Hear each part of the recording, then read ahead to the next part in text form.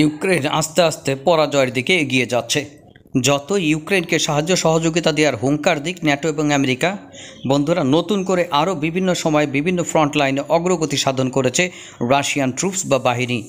বন্ধুরা, ইউক্রেনকে যে সকল দূরপাল্লার ক্ষেপণাস্ত্র আমেরিকা দিয়েছিল তার প্রত্যুত্তরে হুঙ্কার দেওয়া হয়েছে যে সকল দেশ রাশিয়াকে বিপদে ফেলার জন্য তাদের অস্ত্র ব্যবহার করবে বা অস্ত্র অন্যকে দিবে তাদের ক্ষেত্রেও এই ধরনের কাহিনী ঘটতে পারে। সুতরাং সাধু সাবধান। বন্ধুরা, আমার বিবেচনা এবং আমার বিবেচ্য যে সকল বিশ্লেষণাত্মক বিষয়গুলো রয়েছে আপনাদের সামনে সেভাবে একটু তুলে ধরার চেষ্টা করব। মারাত্মক কিছু বিষয়, আশা করি শেষ পর্যন্ত আমাদের সাথে থাকবেন। বন্ধুরা, একটা ব্যাপার আপনারা খুব ভালোভাবে জানেন, যদি আমেরিকার দূরপাল্লার মিসাইলে রাশিয়ান সৈন্যরা মারা যায় তাহলে রাশিয়ান সৈন্যরাও বা রাশিয়ার মিস্টার ভ্লাদিমির পুতিনও এমন ধরনের পদক্ষেপ গ্রহণ করবে যেখানে আমেরিকার শত্রুদের শক্তিশালী করা যায়।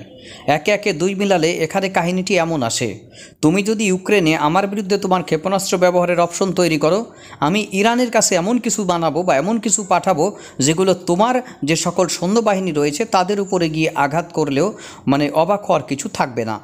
বন্ধুরা, একেবারে কথা বাংলা হচ্ছে, যদি তাদের কাছে যে ইস্কান্দার মিসাইলগুলো রয়েছে সেগুলো যদি এর প্রতিক্রিয়া হিসেবে রাশিয়া ইরানের কাছে প্রদান করে, ইস্কান্দার মিসাইলগুলোর ডিজাইন এমনভাবে করা যে কনভেনশনাল আকাশ প্রতিরক্ষা ব্যবস্থাকে ফাঁকি দিতে সে খুবই সক্ষম। কারণ রাশিয়া ইস্কান্দার মিসাইলের মাধ্যমেই মূলত ইউক্রেনের যে সকল আকাশ প্রতিরক্ষা ব্যবস্থা, বিভিন্ন হামবি যান, তাদের অস্ত্রের গুদাম, ডিপো থেকে শুরু করে তাদের সামরিক সরঞ্জাম একেবারে ধসিয়ে দিয়েছে। এবং এই ইস্কান্দার মিসাইলের অ্যাকুরেসি দেখলে আপনি অবাক না হয়ে পারবেন না। সুতরাং এই ধরনের কয়েকশো মিসাইল যদি ইরানের হাতে পৌঁছে যায় তাহলে শুধুমাত্র আমেরিকার মধ্যপ্রাচ্যের ঘাঁটিগুলোই নয়, তাদের যে চিরবন্ধু প্রতিম রাষ্ট্র ইসরায়েলের জন্য মারাত্মক ধরনের এক হুমকি তৈরি করবে। কারণ এর চরম বিধ্বংসী সক্ষমতা শুধু ইরান হাতে পাবে না, ইরান এর মাধ্যমে হাতে পাবে এমন কিছু জিনিস যেটাকে তারা ডাইভার্স বা ভার্সাটাইল করা অথবা রিভার্স ইঞ্জিনিয়ারিংয়ের মাধ্যমে এর চেয়ে ভয়ঙ্কর আরও কোনো ক্ষেপণাস্ত্র নির্মাণ করে ফেলতে পারে। বন্ধুরা, পৃথিবীর মধ্যে আমার কাছে মনে হয় যতগুলো মধ্যম পাল্লার ক্ষেপণাস্ত্র রয়েছে, শর্ট টু মধ্যম পাল্লার ক্ষেপণাস্ত্র হিসেবে ইস্কান্দারের জুড়ি মেলা ভার। অধিকাংশ আকাশ প্রতিরক্ষা ব্যবস্থাকে ইস্কান্দার ভেদ করে ফেলে, কারণ এর যে ডিজাইন এবং এর যে ব্যালিস্টিক গতিপথ সেগুলোকে আপনি সাধারণ আকাশ প্রতিরক্ষা ব্যবস্থার মাধ্যমে কখনোই আপনি ইন্টারসেপ্ট করতে সক্ষম হবেন না। অর্থাৎ যেটিকে টার্গেট করে এটি ছোড়া হবে তার ডিস্ট্রয়েড প্রায় নিশ্চিত। আর এই ধরনের ক্ষেপণাস্ত্র যদি কোনোভাবে ইরানের হাতে পৌঁছে যায় তাহলে আমেরিকা এই যে আটাম্পস দিছে ইউক্রেনের কাছে, বলবে যে বাবা আমি আর দেব না, আমার যা খাওয়ার আমি খাইছি। মধ্যপ্রাচ্যে যদি একটি অল আউট যুদ্ধে কোনোভাবে শুরু হয় আর এই ধরনের ইস্কান্দার মিসাইলের যদি লাগাতার ব্যবহার শুরু করে, মধ্যপ্রাচ্যের সবগুলো আমেরিকার যে ঘাঁটি রয়েছে সেগুলো ধ্বংস করতে তাদের 20 থেকে 30 মিনিটের বেশি লাগার কথা না। কারণ এই ধরনের ইস্কান্দার মিসাইলের আওতায় সবগুলো মধ্যপ্রাচ্যের ঘাঁটি রয়েছে ইরানের হাতে। সুতরাং এই ধরনের একটি যদি ট্রানজ্যাকশন বা আদান প্রদান ইরান এবং রাশিয়ার মধ্যে ঘটে যায় তাহলে আমেরিকা চরম মাত্রায় বিপদে পড়বে এবং সেই বিপদের মাত্রা যে কী হবে আপনারা ভবিষ্যতে দেখতে পারবেন। ধরা রাশিয়া ইউক্রেন যুদ্ধের পাশাপাশি মধ্যপ্রাচ্যে প্যালেস্টাইন ইসরায়েল যুদ্ধের মধ্যে আরেকটি ঐতিহাসিক ব্যাপার বা টান ঘটে যাচ্ছে। বন্ধুরা, এই ধরনের ঐতিহাসিক ঘটে যাওয়া ব্যাপারটি আপনাদের সামনে একটু তুলে ধরবো। এখনও পর্যন্ত যারা আপনারা জানেন না বা এখনও পর্যন্ত কেউ আপনাদের বলেনি যে কি ঘটতে যাচ্ছে মধ্যপ্রাচ্যে নতুন একটি ভূরাজনৈতিক প্যাটার্ন তৈরি হচ্ছে। আর তা হচ্ছে, আপনি নিশ্চিত থাকেন যেহেতু আমেরিকা সৌদি আরবের সাথে একটি নিরাপত্তা চুক্তি স্বাক্ষরের দ্বার প্রান্তে পৌঁছে গেছে, সেহেতু আজ হোক অথবা কাল হোক সৌদি আরব ইসরায়েলের সাথে তার সম্পর্ক স্বাভাবিক করবেই। আর এক্ষেত্রে অবশ্যই যখন রাশিয়া এবং চীনের মতো রাষ্ট্রগুলো সৌদি আরবের কাছ থেকে প্রত্যাখ্যাত হবে তখন নিশ্চিতভাবে তারা অল্টারনেটিভ হিসেবে ইরানকে বেছে নেবে। তখন সৌদি আরব এবং ইরান হবে মধ্যপ্রাচ্যের ক্ষমতা প্রদর্শনের চরম এক মাঠ বা খেলার মাঠ। আর সেক্ষেত্রে সৌদি আরবকে সামরিক সমরাস্ত্র অস্ত্র দিয়ে সহায়তা করবে আমেরিকা, আর ইরানকে বেছে নেবে রাশিয়া এবং চীন। বন্ধুরা, আপনারা বলতে পারেন সেক্ষেত্রে তো সৌদি আরব এগিয়ে থাকবে। আমার কাছে এই ব্যাপারটি কখনোই মনে হয় না। সামরিক সক্ষমতার দিক দিয়ে সৌদি আরব অস্ত্র কিনতে পারে, কিন্তু কৌশলগত সামরিক সক্ষমতার দিক দিয়ে তারা ইরানের ধারের কাছেও নেই। যদি একটি অল আউট যুদ্ধ সৌদি আরব এবং ইরানের মধ্যে শুরু হয় এবং কেউ যদি বাইরের থেকে সহায়তা না পায়, ইরানের সামনে মনে হয় না তারা এক সপ্তাহ টিকতে পারবে। সুতরাং আপনার শুধুমাত্র F-35 লাইটিং 2, F-22 র্যাপটর, বন্ধুরা F-15 স্ট্রাইক ইগল অথবা F-16 ফাইটিং ফ্যালকনের মতো যুদ্ধবিমান অথবা আব্রাহামস ইয়ন ট্যাঙ্কের মতো ট্যাঙ্ক অথবা বিভিন্ন ধরনের অ্যান্টি ট্যাঙ্ক গাইডেড মিসাইল আমেরিকার সমস্ত সমরাস্ত্র যদি সৌদি আরবের কাছে বিক্রি করা হয়, তার মাধ্যমেও একটি দেশ যুদ্ধে জয়লাভ করতে পারে না। আর সেটি যদি হতো 50টি দেশ একসাথে সহায়তা করছে ইউক্রেনকে, তাহলে রাশিয়া এখানে এতদিন পর্যন্ত উড়ে চাঁদে চলে যেত। এখন কাহিনী ঘটেছে উল্টোটা। 40 থেকে 50টি দেশ এবং ন্যাটো সহকারে ইউক্রেনকে সর্বোচ্চ মাত্রায় সহায়তা দেওয়ার পরও মিস্টার ভ্লাদিমির পুতিনের লোমও ছিঁড়তে পারে নাই। মিস্টার ভ্লাদিমির পুতিন ফ্রন্ট লাইনে এখন একেবারে এক দুর্দান্ত গতিতে প্রতিনিয়ত এগিয়ে যাচ্ছে। আর যে ধরনের হামলা এখন পরিলক্ষিত হচ্ছে, মনে হচ্ছে একেবারে হেডকোয়ার্টার ধরিয়ে মারিয়ে দিচ্ছে। ওডেসায় আপনার ইউক্রেনীয় সামরিক বাহিনীর যে সদর দপ্তর ছিল সেটিকে টার্গেট করেছে। ওডেসায় আরও বিভিন্ন ধরনের সদর দপ্তরকে টার্গেট করে হামলা চালানো হচ্ছে। হামলার প্যাটার্নটা একটু দেখেন। রাশিয়া পূর্বে ইউক্রেনের এমন ধরনের স্থাপনায় হামলা পরিচালনা করেনি বন্ধুরা। আস্তে আস্তে দেখা গেল তারা রাজপ্রাসাদও মারিয়ে দিছে হামলা, অর্থাৎ জেলেনস্কি যেখানে থাকে সেটিরও টার্গেট করতে পারে। অর্থাৎ মিস্টার ভ্লাদিমির পুতিন এখন যুদ্ধের ক্ষেত্রে মারাত্মক মাত্রায় ডিসপারেট। ওডেসায় ইউক্রেনীয় সামরিক বাহিনীর সদর দপ্তরকে লণ্ডভণ্ড করে দেওয়ার পর এখন তার টার্গেট হচ্ছে সামরিক এই সকল সদর দপ্তর এবং সম্প্রচার কেন্দ্রগুলো। বন্ধুরা, সেগুলোতে তারা অত্যন্ত সফল বিমান হামলা চালাচ্ছে বা ক্ষেপণাস্ত্র হামলা চালাচ্ছে। সুতরাং বুঝতে পারছেন মধ্যপ্রাচ্যের কাহিনীটি কি ঘটবে। মধ্যপ্রাচ্যে ইরানকে শক্তিশালী করার ক্ষেত্রে চীন এবং রাশিয়া নেতৃত্ব দেবে, আর সৌদি আরবকে আমেরিকা নেতৃত্ব দেবে।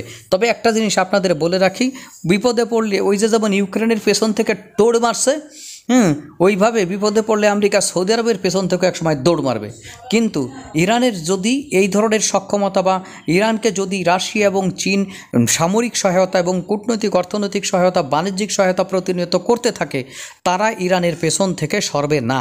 আমি বলতে চাচ্ছি সৌদি আরব প্লাস আমেরিকা এবং আপনার চীন, রাশিয়া এবং ইরান দুইটির শক্তির ভারসাম্য এক হবে না। যোজন যোজন শক্তির নিরাপত্তার ক্ষেত্রে এগিয়ে থাকবে ইরান, এই বিষয়ে কোনো সন্দেহ নেই।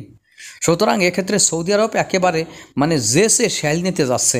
অর্থাৎ সৌদি আরব আমেরিকার সাথে ডিটেলস নিরাপত্তা চুক্তি করা মানেই হচ্ছে এখানে চীন এবং রাশিয়াকে আপনার ইরানের অভ্যন্তরে বড় ধরনের স্পেস ছেড়ে দেওয়া, এবং রাশিয়া সরাসরি ইরানকে পারমাণবিক অস্ত্র প্রদানের ক্ষেত্রে সহায়তা করতে পারে। তখন সৌদি আরব নামক রাষ্ট্রটির আপাতত কিছু করার থাকবে না। বন্ধুরা, আমি বুঝতে পেরেছি সৌদি আরব কী কারণে এই প্যালেস্টাইন ইসরায়েল যুদ্ধের ক্ষেত্রে এখন নিরপেক্ষ ভূমিকায় চলে গেছে।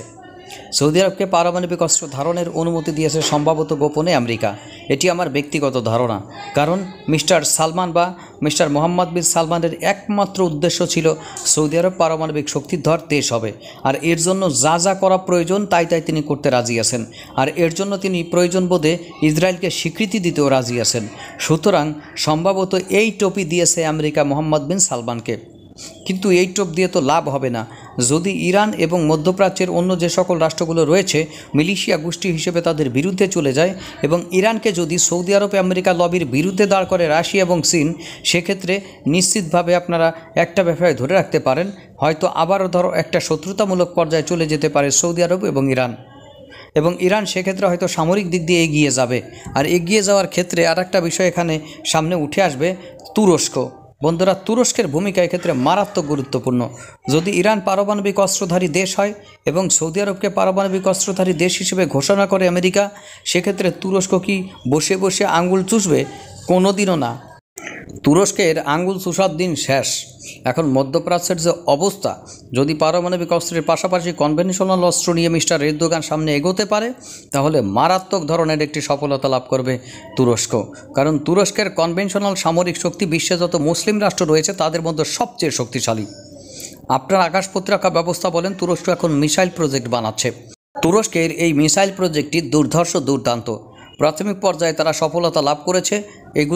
এই সফলতার রেঞ্জ তারা আরও বাড়াবে। অর্থাৎ তুরস্ক বর্তমানে 500 থেকে 700 কিলোমিটার দূরবর্তী অবস্থানে ব্যালিস্টিক মিসাইল ছুটতে পারে, একেবারে নিজেদের তৈরি। সম্ভবত তুরস্ক 2500 কিলোমিটার পাল্লার এই ধরনের ক্ষেপণাস্ত্র নির্মাণ করছে, এবং এটি তারা খুব ভালোভাবে পারবে, বিষয়ে কোনো সন্দেহ নেই। বন্ধুরা, ইন্টারকন্টিনেন্টাল ব্যালিস্টিক মিসাইল যেদিনই তুরস্ক বানান শুরু করবে, মনে করবেন তাদের মনের মধ্যে পারমাণবিক অস্ত্রের চাহিদা ঢুকে গেছে। এবং পূর্বেই মিস্টার এরদোগান এ ব্যাপারে স্পষ্ট করেছিলেন। বর্তমানে তুরস্কে প্রায় 4টি পারমাণবিক প্লান্টের কাজ চলছে রাশিয়ার সহযোগিতায়, তুরস্ক যে সকল উচ্চ প্রযুক্তির সক্ষমতা নিয়ে কাজ করে তার মধ্যে পারমাণবিক প্রযুক্তি অন্যতম। বন্ধুরা, ইরানের সাথেও তারা এ ব্যাপারে কোঅপারেশন করতে পারে, অথবা সৌদি আরবে, আমেরিকা, যার সাথেই বলুন না কেন। তবে আজ হোক কাল হোক মধ্যপ্রাচ্যের মুসলিম রাষ্ট্র হিসেবে তুরস্ক পারমাণবিক অস্ত্রধারী দেশ হতে পারে, আমরা এমনটি কামনা করি। বন্ধুরা, মধ্যপ্রাচ্যের 3টি রাষ্ট্র সৌদি আরব, সংযুক্ত আরব আমিরাত এবং ইরান যদি তারা নিজস্ব পারমাণবিক অস্ত্রের অধিকারী হওয়ার মাধ্যমে বিশ্বব্যাপী আঞ্চলিক শক্তি থেকে বিশ্বশক্তিতে পরাশক্তিতে রূপান্তরিত হয়, নিশ্চিত থাকেন ভবিষ্যতে এরা জাতিসংঘকে সংস্কারের দাবি তুলবে। আর তা হচ্ছে জাতিসংঘের স্থায়ী সদস্যপদ লাভের জন্য 3টি দেশই ঝাঁপাবে। আজ থেকে 10-20 বছর পরে কি ঘটবে আপনারা হয়তো আমার এই ভিডিওটি যখন দেখবেন বুঝতে পারবেন যে আমার এই কথাগুলোর সাথে কাজের মিল হয় কিনা। তবে এক্ষেত্রে নিজেদের মধ্যে ঐক্যবদ্ধতা ধরে রাখা অত্যন্ত জরুরি। আর নিজেদের সিদ্ধান্তের ক্ষেত্রে গড়িমসি না করে স্ট্রেট সিদ্ধান্ত নেওয়া ভালো।